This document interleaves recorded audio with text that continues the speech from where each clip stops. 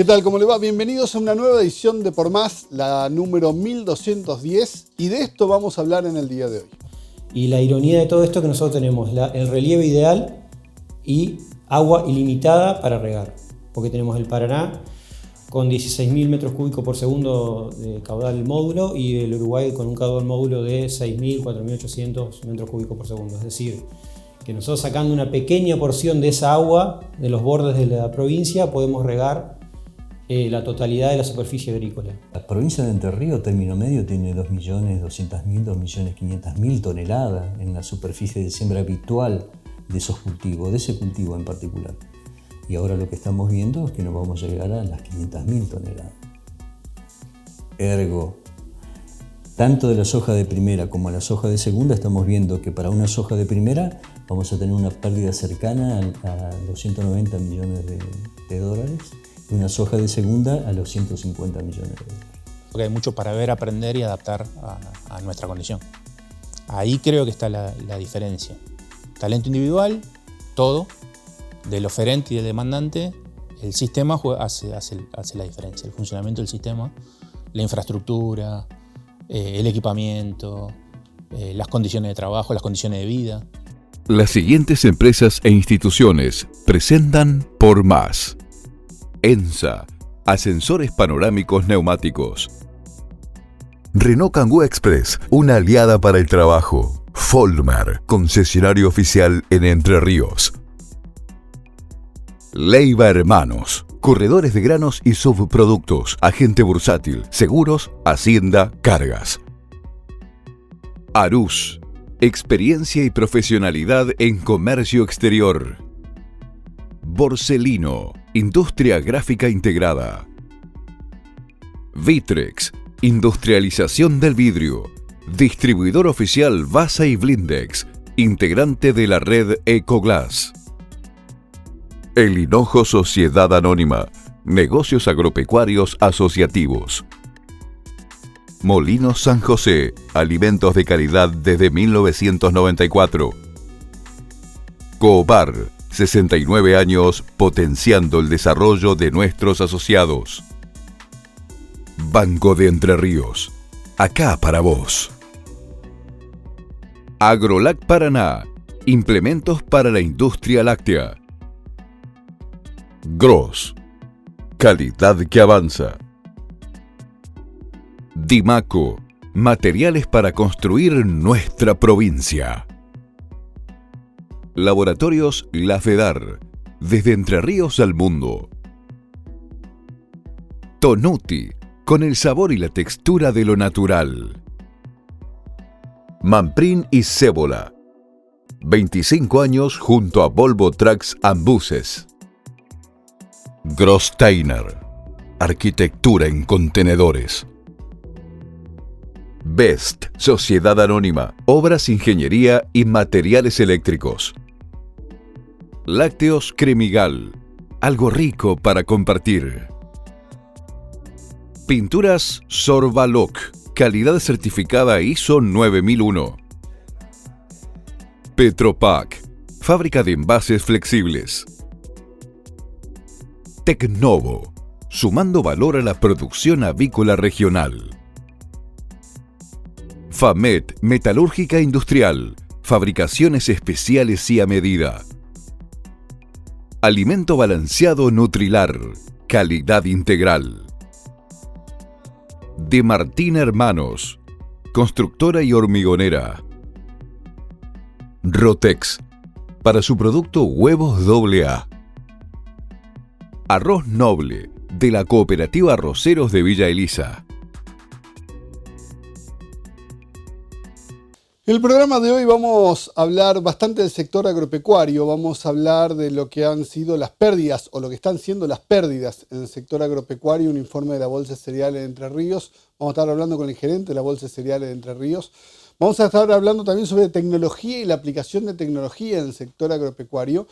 Y vamos a hablar de las consecuencias que se podrían haber evitado de esta sequía si tuviéramos estadistas, si tuviéramos políticos pensando más allá de las narices de los 4 años que tiene cada periodo, porque desde el año 2003, 2004, 2005, cuando empezaron las sequías más grandes, por lo menos en este siglo, hasta la del 16-17, la del 19, la de ahora, estamos viendo la cantidad de plata que se pierde en una provincia que tiene el 70% de los recursos hídricos de la República Argentina. Y en años como este, donde la sequía ha hecho perder casi 1.000 millones de dólares solamente en el sector agropecuario y en la provincia de Entre Ríos, se piensa que obras de infraestructura como riego para una provincia que dispone del agua superficial en cualquier momento del año es algo ridículo. Este año, donde las lluvias faltaron, no hubo problemas de falta de agua en Mendoza, provincia que no tiene agua, San Luis, provincia que no tiene agua, porque hay obras de riego en todos los sectores productivos que necesitan las determinadas producciones, viñedos, hortalizas, en fin, lo que tiene cada una de estas provincias. Por eso, una de las actividades o una de los capítulos del libro Planificar que presentó Camarco, la Cámara de la Construcción de la provincia de Entre Ríos el año pasado, tenía que ver con infraestructura de riego. Esta semana pasada se llevó adelante un encuentro específicamente con este capítulo, pensando en las obras necesarias que tiene que llevar adelante Entre Ríos para poder disponer de agua. Y las inversiones, pensando en volúmenes absolutos para toda la provincia de Entre Ríos, podrían llegar a costar entre 1.200 y 1.500 millones de dólares. Y estamos hablando que este año en Entre Ríos se van a perder 1.000 millones de dólares. Entonces, lo que parece un número gigante para hacer una inversión pasa a ser insignificante cuando va a faltar y los problemas que va a generar en toda la provincia esta falta de fondos. Vamos a hablar con Bruno Barballelata, vicepresidente de Visa, Barballelata Ingeniería Sociedad Anónima. El padre Eduardo Barballelata, quien falleciera el año pasado, fue uno de los impulsores de los proyectos de riego hace ya más de 20 años en Entre Ríos. Con Bruno vamos a hablar sobre la infraestructura necesaria y si se puede concebir que una provincia como Entre Ríos, con la cantidad de agua, no pueda disponer de esta cuando falta. La diferencia fundamental es que ellos riegan y nosotros no. Esa es la diferencia fundamental. Y la ironía de todo esto es que nosotros tenemos el relieve ideal y agua ilimitada para regar. Porque tenemos el Paraná con 16.000 metros cúbicos por segundo de caudal módulo y el Uruguay con un caudal módulo de 6.000, 4.800 metros cúbicos por segundo. Es decir, que nosotros sacando una pequeña porción de esa agua de los bordes de la provincia podemos regar la totalidad de la superficie agrícola. El relieve de la provincia tiene el valle deprimido del río Gualeguay y además tenemos incontables cursos de agua. O sea que nosotros utilizando simplemente las divisorias de agua podemos trasladar agua por gravedad y regar los campos. Obviamente que esa agua tiene que llegar por bombeo a los reservorios. Cuando se habla de represamientos en provincias como Entre Ríos, no se está hablando de grandes superficies, sino de superficies mucho más chicas que pueden ser públicas o pueden ser privadas y que pueden estar disponiendo de agua para los momentos que sean necesarios. Estamos hablando de 10, 15 hectáreas, tajamares, mejor dicho, que puedan no solamente disponer de los canales para distribuir el agua, sino también ser los lugares en donde cae el agua de precipitaciones con un régimen pluviométrico entre 800 y 1.200 milímetros como tiene Entre Ríos al año, tranquilamente podrían ser las fuentes de recursos hídricos que tendría que tener Entre Ríos en todo el territorio. Las represas en sí se llenarían por bombeo durante todo el año, un bombeo anual, digamos, o casi anual durante 9 meses, esta es la propuesta que tenemos. Y a partir de ese caudal acumulado en la provincia se regaría a través de estos reservorios privados y reservorios públicos que está planteado. Los reservorios son totalmente factibles, se está pensando en hacer 100 reservorios privados chicos de 15 hectómetros cúbicos y 2 o 3 reservorios grandes públicos de un orden total de 1.500 hectómetros cúbicos. Con eso estaríamos supliendo, digamos, el riego complementario, o sea, el riego que le estaría faltando a los cultivos para llegar a su máximo desarrollo.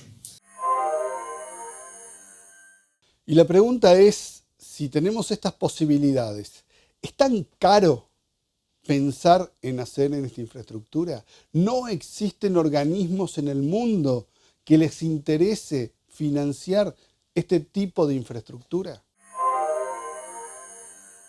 Totalmente lógico y factible, sobre todo cuando uno ve los números.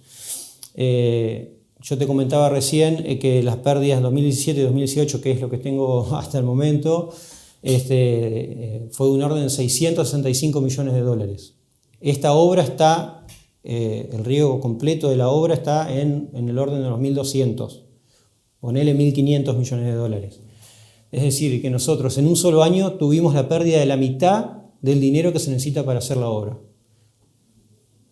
Suponiendo que se hace la obra completa, esa plata la estaríamos recuperando, en el peor de los casos, en 16 años, 18 años. Y nos deja una provincia con rindes superiores a cualquier provincia de la República Argentina. Claro, porque esto estamos hablando cuando necesitamos agua y para no perder o que no se produzcan las pérdidas. Ahora, esto incrementaría la producción año tras año de lo que ya tiene, donde Entre Ríos en agricultura es marginal por distintos motivos. Totalmente. El productor va a apostar a tener semillas de mejor calidad, a fertilizar más. ¿Por qué? Porque va a tener que asegurar el agua. Digamos, yo productor, digamos, no sé si va a llover o no va a llover, pero si yo tengo agua complementaria, sé que voy a poder regar, entonces no voy a especular. Directamente voy a fertilizar el 100%, voy a comprar la mejor semilla y voy a tener el mejor rinde. Entonces, imagínate lo que va a producir eso. Porque no solamente estamos dejando de perder, sino que estamos empezando a ganar mucho más. Y al principio hablamos de 1.200 millones de dólares o 1.500 millones de dólares para toda una provincia, pero no es una infraestructura que se pueda construir de un día para el otro. Por lo tanto, también se puede llegar a ir haciendo en etapas. En definitiva, hay una cantidad de posibilidades, porque la construcción de esto llevaría por lo menos 15, 20 años.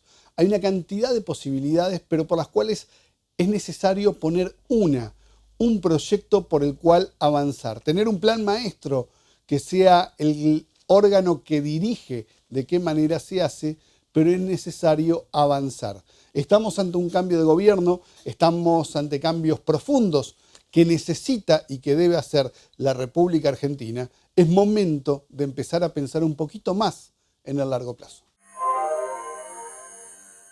No soy del tema, pero entiendo que sí, De hecho, estuve hablando con Laura en el NUB y me comentó que hay financiamiento de afuera, digamos, pero que sí, que es totalmente factible. ¿Y esto qué son? ¿Decisiones políticas?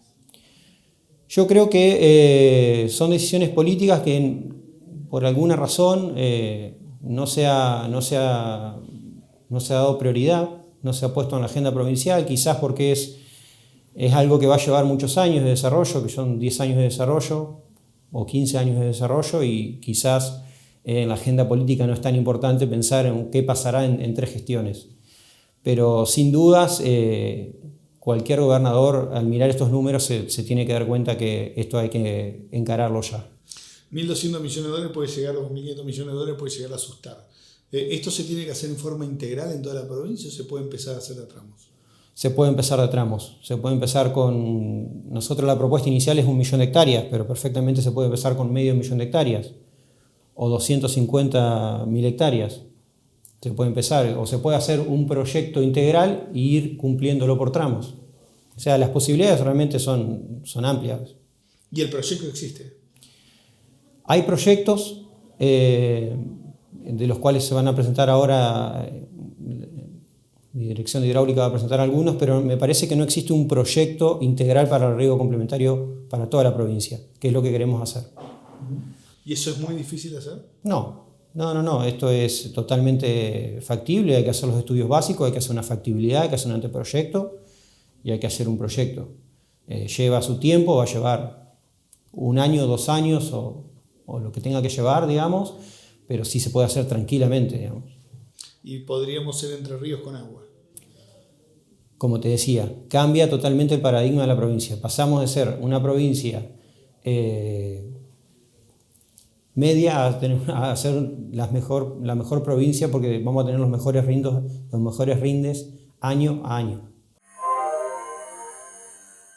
Y el primer paso de todos es tener un proyecto, es tener un banco de proyectos, que en este caso tiene que ver con el agua, tiene que ver con canales, tiene que ver con pequeñas represas.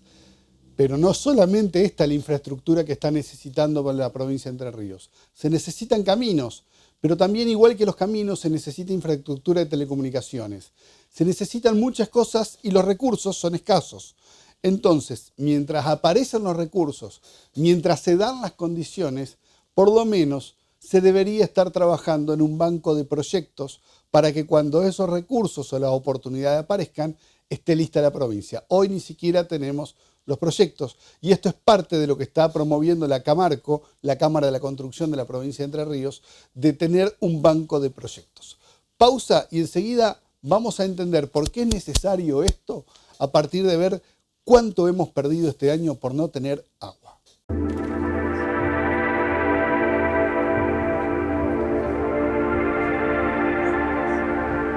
Grosssteiner es sofisticación y calidad, es practicidad y sustentabilidad, es modernidad.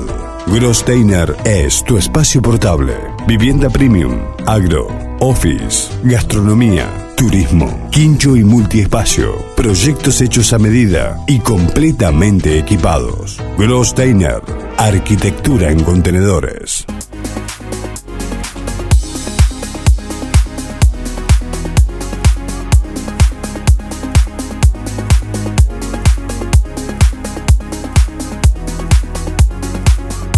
Con más de 30 años de trayectoria, Borsellino Impresos es la única industria gráfica 100% integrada de Latinoamérica, desde la preimpresión hasta la logística. Borsellino Impresos, soluciones desde el producto hasta la góndola. Borsellino Impresos, estamos en todo.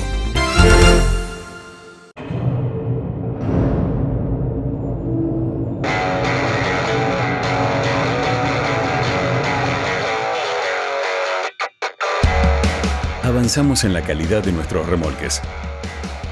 Avanzamos con una nueva imagen. Avanzamos. Gross, calidad que avanza.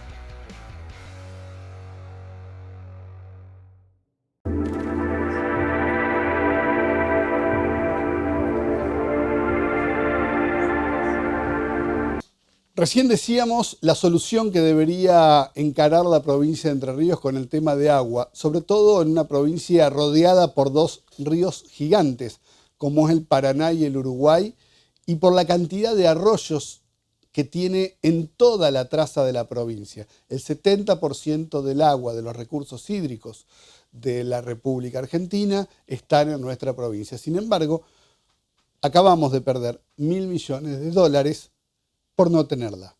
Héctor Martínez es el gerente de la Bolsa de Cereales de Entre Ríos, una de las instituciones más respetadas que tiene Entre Ríos, y explica qué es el estudio que se hizo.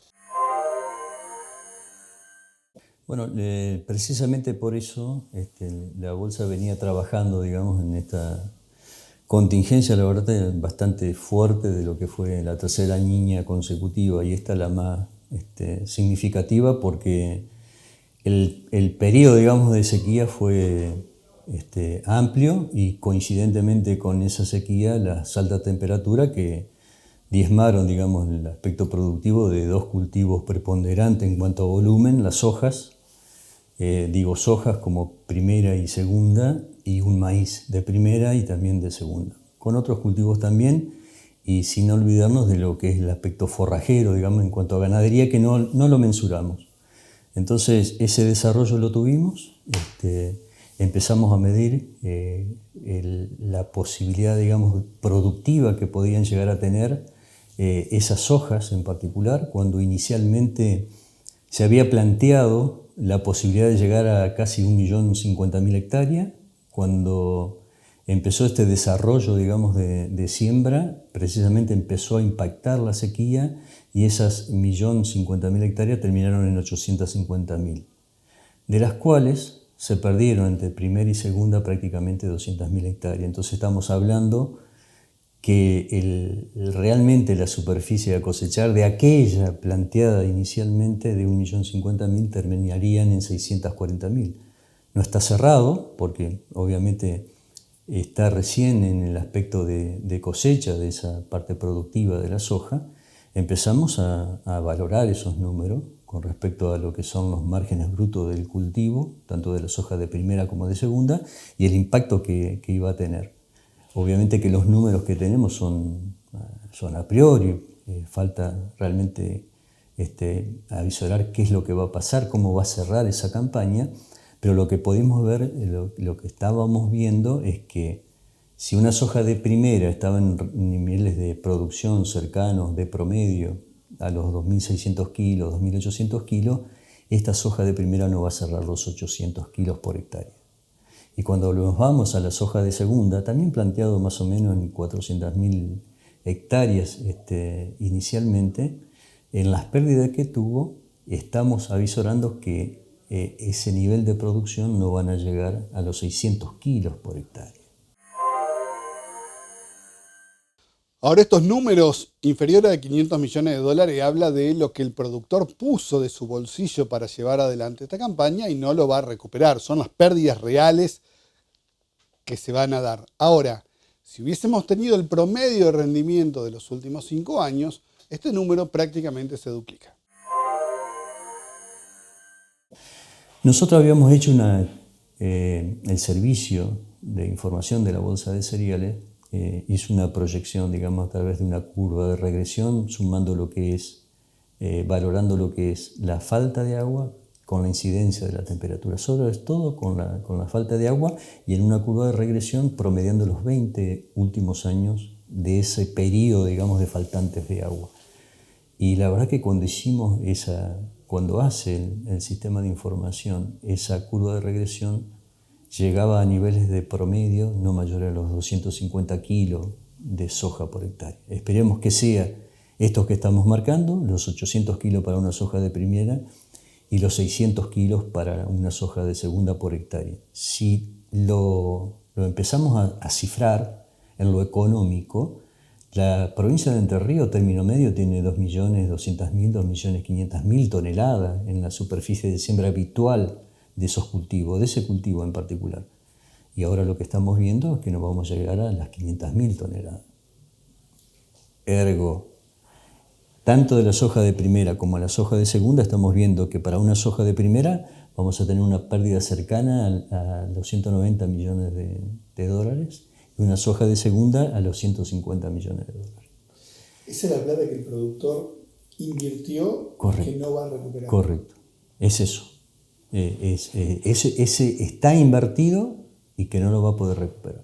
¿Y eso solamente en soja? Eso es solamente en soja. Cuando pasamos a maíz para seguir en la evaluación, también estábamos inicialmente pensando que iban a ser unas casi 500.000 hectáreas. Se fueron recortando precisamente esas superficies de siembra y llegamos a un nivel de producción de un maíz de primera cercana a las 390.000 hectáreas, 380.000 hectáreas, de las cuales se perdieron a consecuencia de esta sequía prácticamente unas 50.000 hectáreas. Entonces, cuando empezamos nuevamente a hacer ese número para el maíz en cuanto a pérdida, porque hay un margen, digamos, un rendimiento de indiferencia y un costo, digamos, de producción, llegamos a un nivel de pérdida de 165 millones de dólares del maíz de primera. Y un maíz de segunda con un volumen menor de superficie, cercana a las 60.000, también se perdieron aproximadamente 10.000. O sea, significativo la pérdida de un maíz de segunda. Y estamos pensando que ese maíz de segunda no va a rendir más allá de 3.400 kilos. Cuando hacemos esa proyección, estamos en un maíz de primera, como dijimos, de 165 millones de pérdida y un maíz de segunda de 8 millones de dólares, digamos, de pérdida. Y acá hay que hacer un punto y seguido, un paréntesis, mejor dicho, porque Entre Ríos fue prácticamente la única provincia del país que este año dispuso de trigo. La sequía en Argentina afectó sobre todo a la zona núcleo de nuestro país, que ni siquiera pudo tener una cosecha de trigo como la gente. En Entre Ríos, no solamente que fue una buena cosecha, sino que fue prácticamente récord en la cantidad de toneladas que se terminaron produciendo. Y eso es un activo, un punto a favor en los números que estamos hablando y que treparon prácticamente a más de 80 millones de dólares la ganancia que dejó este cultivo.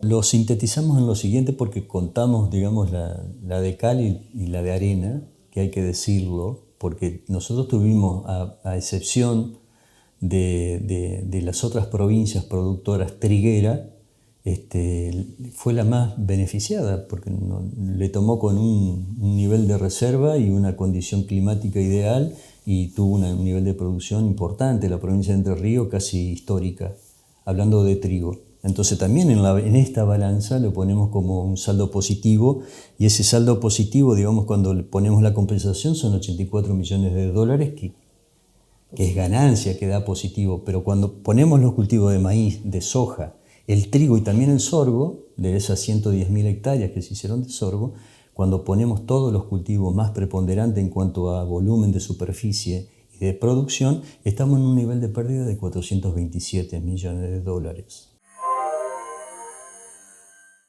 487 millones de pérdidas, 784 millones serían si tomamos o si este año hubiera habido agua y hubiéramos tenido un rendimiento promedio de los últimos 5 años. Solamente en maíz, soja y trigo y sorgo serían 785 millones de dólares lo que se hubieran podido tener. Y si a eso multiplicamos al 30% del impacto que tiene en las distintas cadenas, porque veíamos hace un par de semanas una nota que la cantidad de hectáreas que faltan, o la cantidad de toneladas que van a faltar de soja equivalen a 70.000 viajes de camiones, o 140.000 si tenemos 2 viajes por cada traslado, desde la soja al acopio y del acopio al puerto. Bueno, ese camión que no se va a hacer esos 70.000 viajes, carga combustible, va al taller, va a la gomería, va a las distintas estaciones de servicio, carga combustible, consume. Eso es un 30% más. Y ahí estamos llegando a los 1.000 millones de dólares que serían las pérdidas que va a tener Entre Ríos.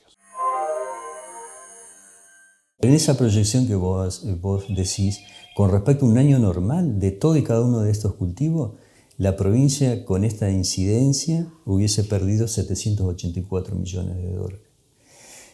Eso hay, digamos, en las proyecciones de pérdida, es per se de lo que hace a grano, pero después hay factores que son coeficientes que van anexando a lo productivo agrícola.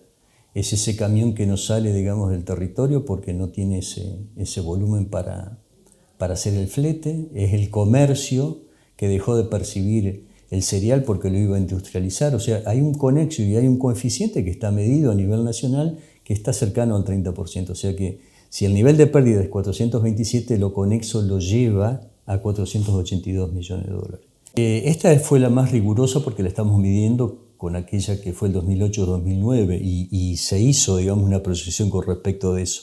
Y se midió, por ejemplo, en los meses más preponderantes con respecto a llevar un cultivo de producción de grano grueso, que le decimos, la siembra de primavera-verano, como es soja y maíz, y lo reflejamos en lo que es de enero, febrero y marzo. Si sumamos los acumulados de lluvia de esos 3 meses, la peor sequía, que fue aquella de 18-19, cayeron 146 milímetros. En años normales está dentro, en esos 3 meses, está dentro de los 300, 320 milímetros. Este año fueron 131 milímetros. O sea que ha sido más rigurosa que aquella de 2018, 2019. Históricamente no tenemos un registro tan marcado como este en la incidencia, digamos, del impacto de la sequía.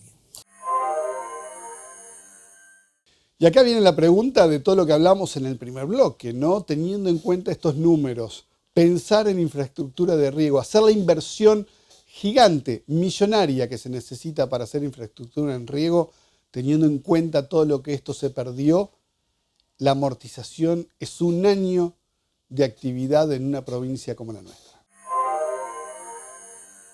Es una cuestión de una decisión de política de Estado, en definitiva, porque solamente el maíz, estábamos diciendo que se perdieron casi 180 millones de dólares. El maíz Para regarlo, lo habíamos comentado fuera de cámara, pero necesita en todo su ciclo de cultivo, desde la siembra hasta la cosecha, 400 milímetros. Nuestro río Paraná, en situaciones como la que tenemos afortunadamente hoy, cerca de los 3 metros y pico, el caudal que corre por segundo son cerca de 14.000 metros cúbicos.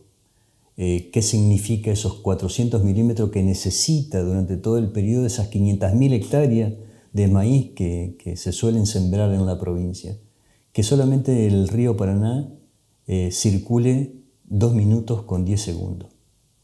Que 2 minutos con 10 segundos no es nada, pero es una cuestión de buscarle, digamos, un contexto a la irracionalidad, si se quiere, porque en definitiva en esos 2 minutos, 10 segundos, se pierden al mar, donde se convierte en agua salada. Yo creo que con un proyecto de obra, como en un momento la provincia de Entre Ríos lo tenía planteado para precisamente esto, se puede canalizar, represar, entubar, y aquello que es presa para riego, en este caso porque lo pusimos de ejemplo al maíz, pero serviría para algo tan sensible como es el área arrocera de nuestra provincia. Pero no lo está usando, de hecho. Perfecto, pero de bombeo, de pozo sobre todo, pero lo puede hacer a través de lo que es represa que se usa. Pero la misma canalización, en un exceso de precipitaciones que también lo hemos tenido, serviría también para evacuar ese excedente de agua sin producir, digamos, el daño que puede producir un exceso de agua. O sea, son políticas de Estado que se pueden instrumentar. Y para tomar decisiones a muy largo plazo, los años 1960 pasaron ya hace más de 60 años, 6 décadas, y ahí se construyó Salto Grande, se construyó el túnel subfluvial y los distintos puentes que nos unen a Buenos Aires o a la República Oriental del Uruguay, pensando en muchos años para adelante. Esa época ha pasado, pero necesitamos de vuelta políticos, gobernantes, que sean estadistas. ¿Cómo hacemos, si no aparecen, para convencerlos a quienes ocupen los lugares de que tienen que pensar de esta manera? Yo creo que consensuando con áreas productivas de la provincia y en lo público y en lo privado. En lo privado hay instituciones, hay personas, hay empresas que están celosas para que estas cosas ocurran. No solamente desde el punto de vista económico, sino para dar una solución a flagelos que se pueden contemplar y minimizar, como este impacto de la sequía. O sea, lo otro sería un seguro multirriesgo, pero a mí no me corrige la no producción. Entonces, ¿por qué no nos abocamos realmente a tratar de corregir esto?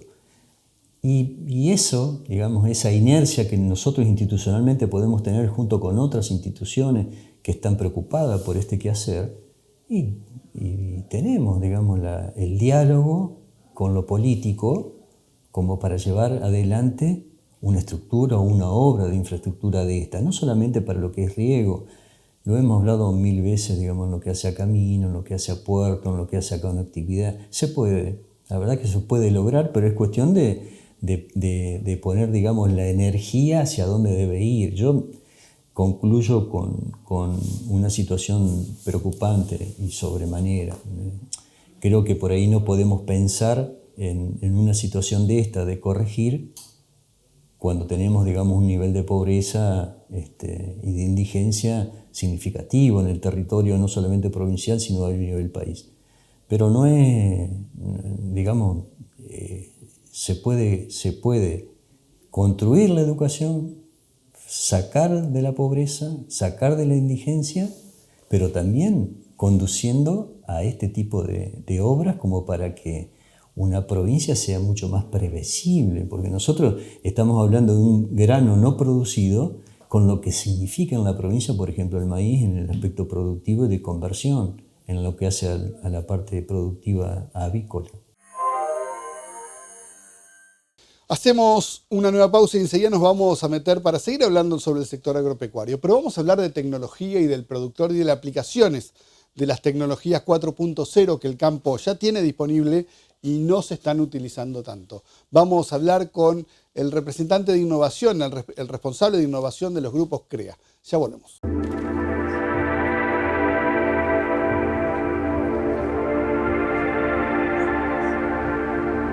Nissan ahora en Paraná. Toda la línea de productos y servicios con el asesoramiento de 60 años de experiencia de Folmer en la provincia. Servicio oficial y atención permanente. Las mejores financiaciones y planes para acceder a tu 0 kilómetro. Vení, acércate a la tecnología e innovación del futuro de la firma japonesa. Nissan Folmer, ahora en Avenida Echagüe 650 de Paraná. Folmer, único concesionario Nissan en Entre Ríos.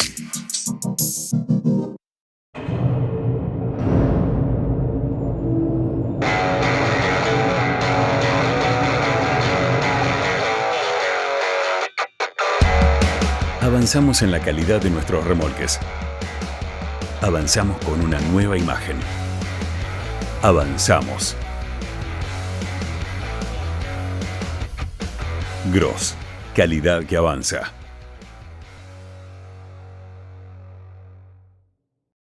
¿Querés estar espléndida por dentro y por fuera? Ahora podés. Llegó 4H, único producto en Latinoamérica que reúne 3 moléculas en una sola cápsula. Alta concentración de resveratrol, colágeno y ácido hialurónico. Gran poder antioxidante, disminuye signos de envejecimiento, incrementa la renovación celular, fortalece cabellos y uñas.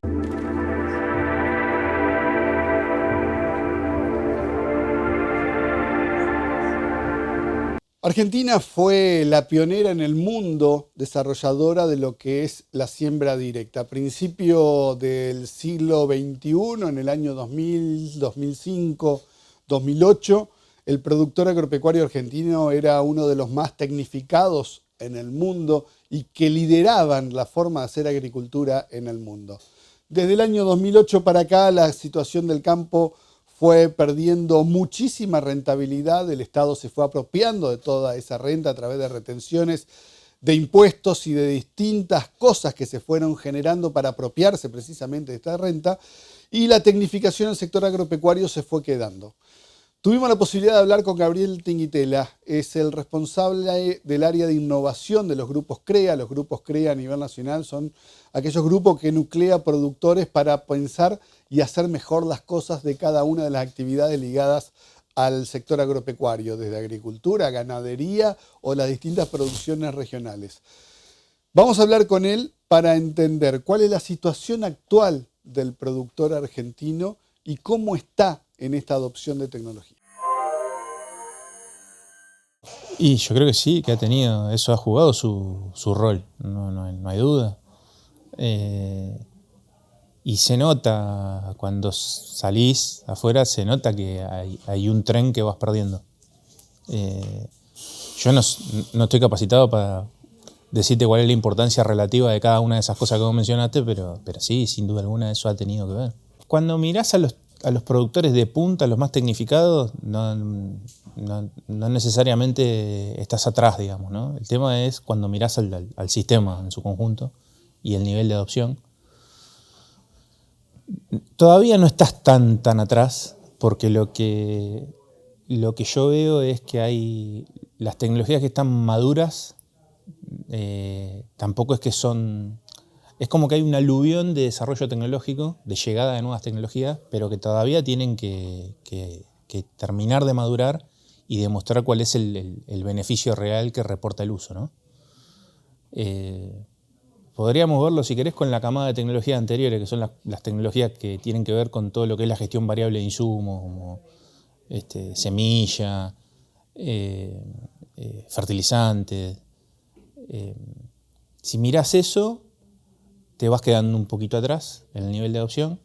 Ahora, si mirás las tecnologías como las aplicaciones selectivas de herbicidas y te enfocás en la zona del norte de Argentina, Chaco santiagueño, lo que nosotros llamamos en CREA Chaco santiagueño, si mirás la tasa de adopción de esa tecnología ahí, para la particularidad de ese sistema de producción, la tasa de adopción es la más alta a nivel mundial, incluso más alta que en el país de origen de la tecnología. O por lo menos en el país, no el país de origen de la tecnología, sino el país donde esa tecnología llegó al agro extensivo.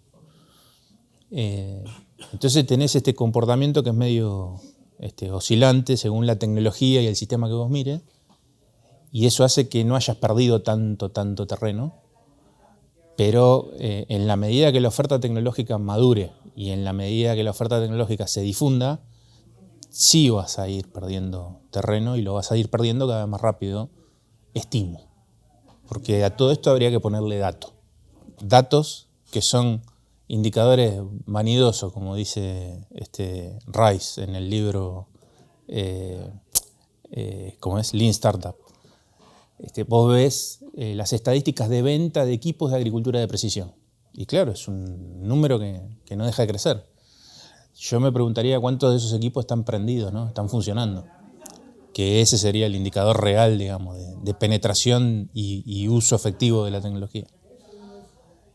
Y sobre la base de los que compran y prenden para usar, después viene esta complicación que vos decís, que es, bueno, genial, estamos generando un montón de datos. ¿Qué estamos haciendo con esos datos? Y se hace menos de lo que se podría hacer también, sin duda. Pero en toda esta situación, no solamente que al productor se le está exigiendo más, sino también se le está exigiendo de la sociedad en general que sea mucho más responsable en lo que es el uso de la tierra. El productor habitualmente lo era, pero ahora no solamente lo tiene que ser, sino también lo tiene que parecer y lo tiene que demostrar. Yendo de lo más, empezando por lo básico, se resuelve, por ejemplo, destinando tiempo a eso. O sea, incluso comprando, incluso prendiendo, incluso recopilando datos, hay veces que el día a día, la operativa del día a día te come y el productor ni siquiera tiene una persona destinada a tiempo parcial a procesar esos datos y a generar información a partir de esos datos. Entonces ahí tenés una limitación que juega su partido y que no es menor. Después, incluso si tenés una persona dedicada a tiempo parcial, tiene que haber interés, predisposición y tiene que haber capacidad para ver qué es lo que puedes hacer con esos datos. Si el que lo procesa sos vos, ¿no? Después lo que tenés es que muchas soluciones tecnológicas ya te empiezan a dar el dato procesado y vuelve como información. Ahí tenés un tema medio resuelto, una parte por lo menos. Y esa información la que después tenés que integrarla a todo el proceso productivo. Sí, y mostrarla, que es central para esto que vos mencionabas cuando me hacías el comentario que me hacías recién. Vos tenés hoy soluciones que te muestran el dato transformado en información, que certifica lo que vos hacés y que se lo podés mostrar a todo el mundo. Pero después hay que hacerlo visible también. Son múltiples desafíos. A lo largo de todo el proceso te aparecen estos puntos críticos, y en cada punto crítico hay un desafío que hay que resolverlo para poder hacer lo que querés hacer de la forma que lo querés hacer. Y acá llegamos a un punto en donde nos topamos con la gran palabra que tiene como muralla que divide del mundo a la República Argentina, que no solamente pasa en el sector agropecuario, sino que pasan en todas las actividades, no solamente económicas, que se llama ese paredón coyuntura. La coyuntura nos impide muchísimas veces mirar más allá de nuestros ojos, más allá de la coyuntura, y solamente nos demanda estar en el día a día. La coyuntura está en todos lados. Y yo entiendo perfectamente, yo soy productor agropecuario y a mí también me impacta la coyuntura y yo lo entiendo perfectamente. Y te lo digo como productor agropecuario, a veces también la coyuntura termina siendo una excusa para que autovalidemos algunos comportamientos que tenemos, que hasta tienen que ver incluso con quedarte en cierta zona de confort, digamos, ¿no? Reconozco la coyuntura y no le estoy quitando el impacto que tiene, que lo tiene y es muy significativo. Pero a veces hay que sobreponerse a la coyuntura y hay que seguir para adelante. Sobre todo cuando esta información que debería generar nuevas conductas puede llegar a producir mayor rentabilidad en un negocio que cada vez, sobre todo en Argentina, los márgenes son más chicos y más difíciles. Sí, a veces que la coyuntura te limite a vos te impide también explorar un nuevo modelo de negocio por los que podrías capturar un valor diferencial con lo que estás haciendo. Qué sé yo siempre digo lo mismo, no es algo que esté generalizado, pero es algo que yo veo que va viniendo, que vos no solo estás produciendo toneladas de soja o kilo de carne, vos ahora estás produciendo toneladas de soja, kilo de carne, datos, y esos datos pueden tener que ver con cuestiones que tienen que ver con cuidado ambiental o con vinculación con la sociedad, y eso a veces tiene un valor asociado y hay que ver dónde se puede capturar ese valor. Y si tu mente está en modo coyuntura y tenés que pensar solo en la coyuntura, a veces te privás de explorar todo esto otro y capaz que estás perdiendo valor y hasta capaz que estás perdiendo competitividad. Vuelvo a insistir con lo mismo, ¿eh? Estos comentarios que estoy haciendo no desconocen la coyuntura, la tengo clarísima que juega un papel muy importante, pero hay que ver este otro lado de la moneda. Hacemos una pequeña pausa rápidamente y enseguida volvemos a seguir hablando con Gabriel Tinguitela.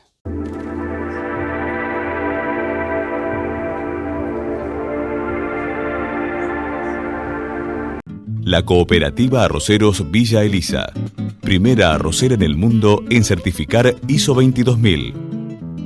Una de las principales empresas exportadoras de arroz elaborado del país, generando trabajo local. Reconocida por su compromiso social en ámbitos provinciales y nacionales. La Cooperativa Arroceros Villa Elisa, más de 35 años acompañando a productores de la región. Großteiner es sofisticación y calidad, es practicidad y sustentabilidad, es modernidad. Großteiner es tu espacio portable, vivienda premium, agro, office, gastronomía, turismo, quincho y multiespacio, proyectos hechos a medida y completamente equipados. Großteiner, arquitectura en contenedores.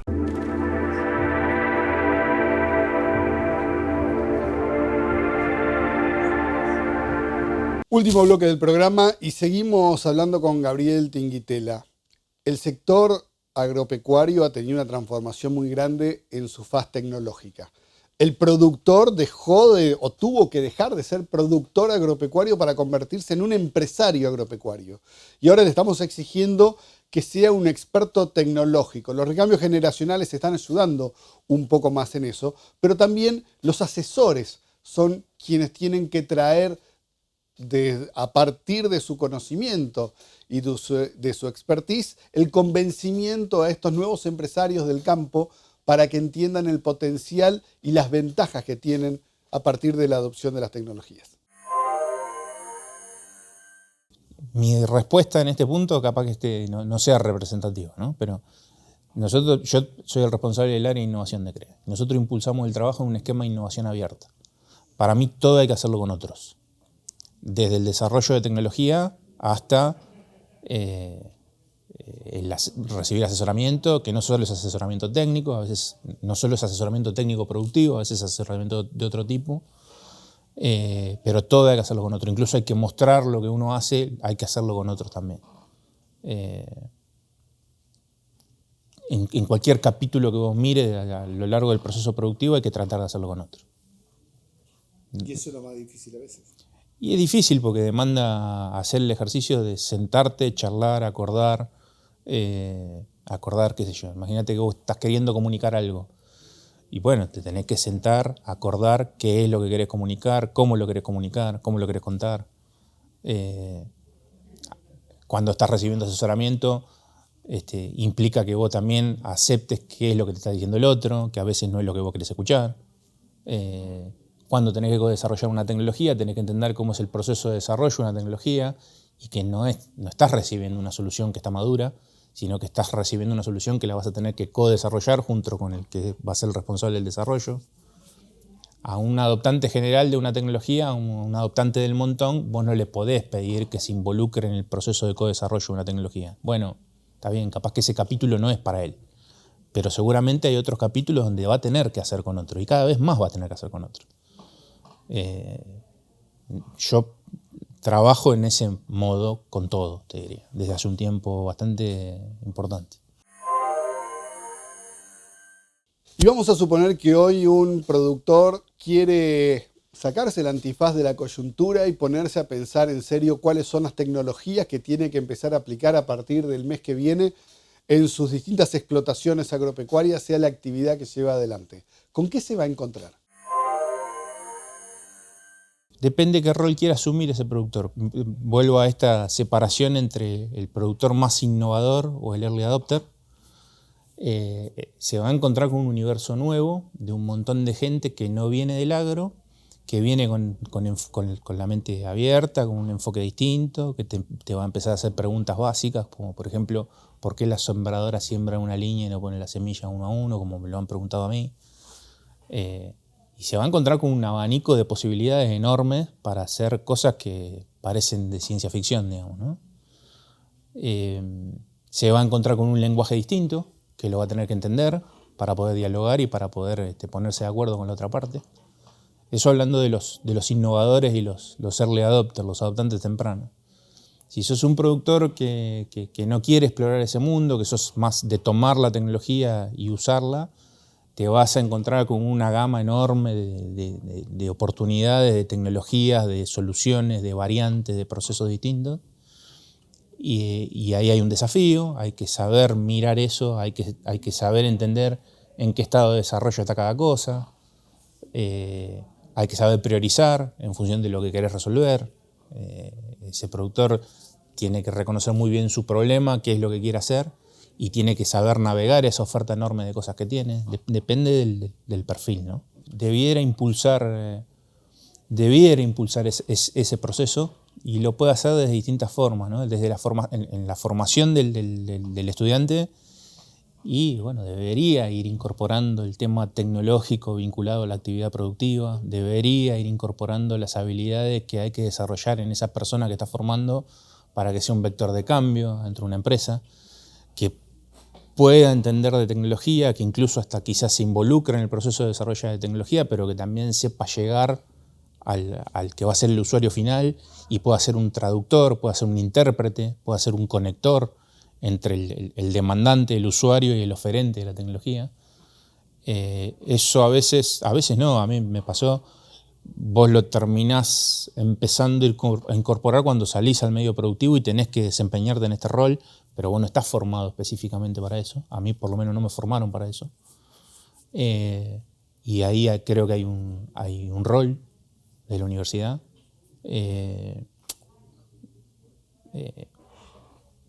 A su vez, debiera involucrar al usuario un poco más, debiera acercar al usuario un poco más a todo este mundo, no solo llevar, debiera traer, debiera propiciar el cruce de esos dos mundos. Si hay una ventaja competitiva que tiene Argentina, es la calidad de la gente, la educación de la gente, la formación de la gente, el talento emprendedor que tiene la República Argentina. Y sobre todo en el sector agropecuario, donde hoy somos líderes en biotecnología, líderes en genética, y donde la capacidad de innovación es sumamente grande. Ahora, esa capacidad es necesaria tenerla en los lugares de desarrollo de esta actividad, que es el campo. Y ahí es donde viene uno de los frenos de mano que tienen todas estas actividades. ¿Qué pasa con la infraestructura? Comunicación, caminos, vivir en el campo, desarrollarse en el campo, invertir en el campo, y cómo se puede investigar en lugares donde no hay señal de teléfono. Yo en el último tiempo tuve la posibilidad de salir afuera y ver otras realidades. Si vos mirás al emprendedor y al talento emprendedor, no hay nada que envidiarle a ningún otro emprendedor de ningún lugar del mundo. Eso está. De hecho, hay algunas cuestiones que a veces son a favor y otras son en contra. La resiliencia del emprendedor argentino, fruto de lo que tiene que enfrentar, eso a veces es positivo, a veces juega en contra. A veces ser Messi no siempre está bueno, ¿viste? Ser el jugador que lleva el equipo para todos lados a veces no está bueno. A veces hay que especializarse y hay que saber construir con otros también, incluso dentro del emprendimiento. Pero las capacidades están, eso no pasa nada. El productor es muy eficiente. En otros lugares te da la sensación de ver productores que no son eficientes, son productores más grandes en líneas generales, son productores que muchos de los estímulos no están en pos de la búsqueda de la eficiencia, sino que están en pos de la búsqueda de la captura de un tramo de subsidio por demostrar cómo hacen las cosas de determinada forma, ante una normativa impulsada por un parlamento, por ejemplo la Unión Europea. Eso está, y yo creo que ahí no hay nada que envidiarle a nadie. La diferencia está en el funcionamiento de los sistemas de soporte y la articulación. Ahí la especialización y el rol que ejerce cada parte del sistema está muy bien definida y la articulación entre las partes está muy bien armada. El eslabonamiento es muy bueno y muy sólido. Y creo que ahí hay cosas para ver, y no te digo copiar, pero al menos sí adaptar a nuestra realidad local. Yo no creo que se pueda copiar y pegar lo que se ve afuera, pero sí creo que hay mucho para ver, aprender y adaptar a nuestra condición. Ahí creo que está la diferencia. Talento individual, todo, del oferente y del demandante. El sistema hace la diferencia, el funcionamiento del sistema, la infraestructura, el equipamiento, las condiciones de trabajo, las condiciones de vida. La tecnología que se destina al campo hay que desarrollarla en el campo, y una cosa es desarrollarla en un páramo en el que no hay nada, y otra cosa es desarrollarla en un lugar donde tenés todas las facilidades, incluso para vivir, y donde tenés la oferta de productos y de servicios básicos que vos necesitás para vivir como tenés que vivir, en el lugar en el que tenés que estar para desarrollar lo que tenés que desarrollar. Las siguientes empresas e instituciones presentan Por Más. ENSA, ascensores panorámicos neumáticos. Renault Kangoo Express, una aliada para el trabajo. Folmar, concesionario oficial en Entre Ríos. Leiva Hermanos, corredores de granos y subproductos, agente bursátil, seguros, hacienda, cargas. Arús, experiencia y profesionalidad en comercio exterior. Borselino, industria gráfica integrada. Vitrex, industrialización del vidrio. Distribuidor oficial Vasa y Blindex, integrante de la red Ecoglass.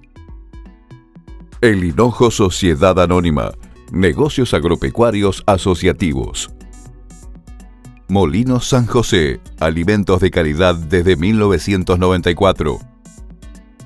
Cobar, 69 años potenciando el desarrollo de nuestros asociados.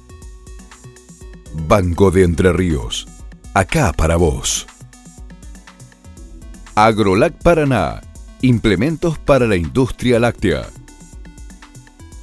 Gross, calidad que avanza. Dimaco, materiales para construir nuestra provincia. Laboratorios La Fedar, desde Entre Ríos al mundo. Tonuti, con el sabor y la textura de lo natural. Manprin y Cébola, 25 años junto a Volvo Trucks and Buses. Grosteiner, arquitectura en contenedores. Best, Sociedad Anónima, obras, ingeniería y materiales eléctricos. Lácteos Cremigal, algo rico para compartir. Pinturas Sorbaloc, calidad certificada ISO 9001. Petropac, fábrica de envases flexibles. Tecnovo, sumando valor a la producción avícola regional. Famet, metalúrgica industrial, fabricaciones especiales y a medida. Alimento balanceado Nutrilar, calidad integral. De Martín Hermanos, constructora y hormigonera. Rotex, para su producto huevos AA. Arroz Noble, de la Cooperativa Arroceros de Villa Elisa.